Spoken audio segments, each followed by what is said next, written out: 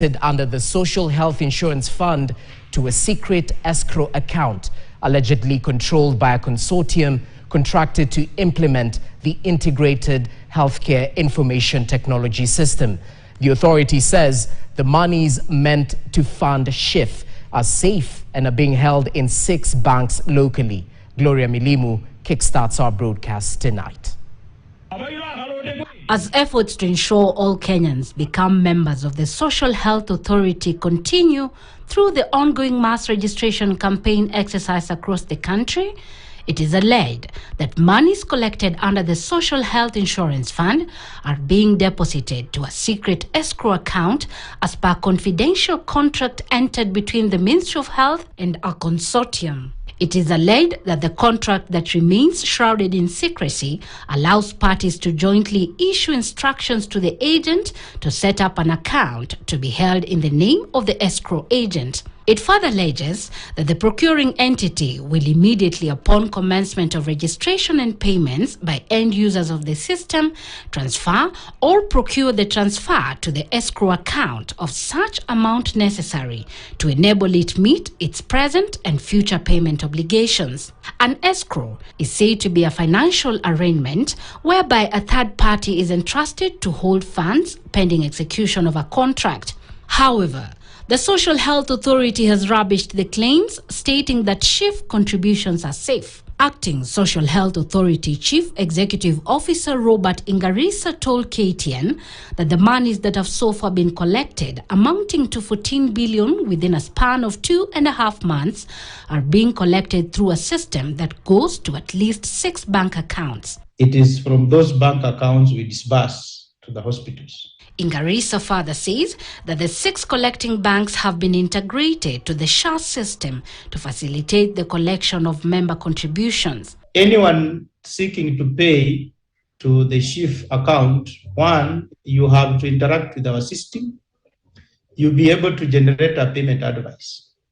So armed with your payment advice, you go to the bank, our collecting bank.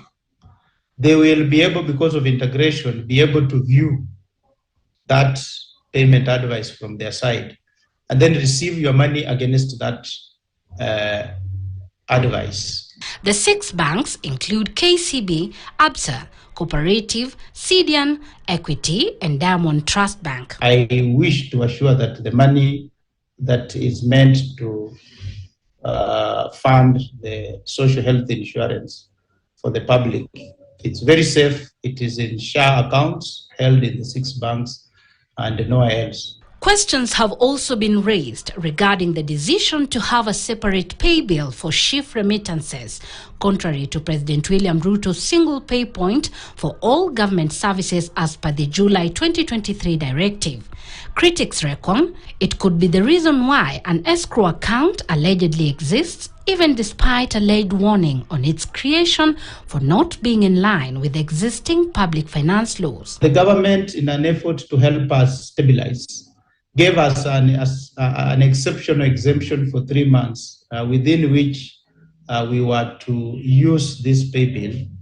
Thereafter, we shall revert to the government's pay bill under e-Citizen. Meanwhile, as a way of ensuring the monies under the 3 funds do not mix, each has its own designated account according to SHA. The Primary Healthcare Fund and the Emergency Chronic Critical Illness Fund, which are exchequer funded, have so far received 4 and 2 billion shillings respectively.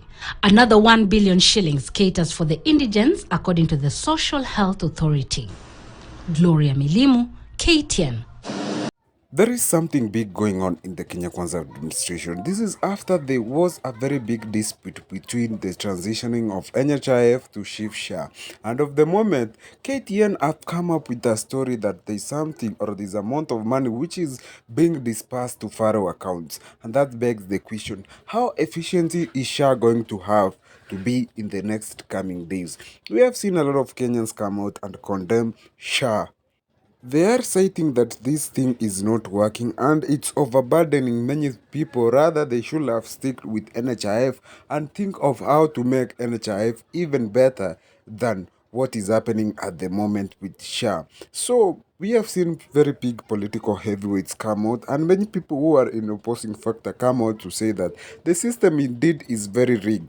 We want most Kenyans to understand that the system that we have as it is actually deliberately designed and rigged for the stealing to continue.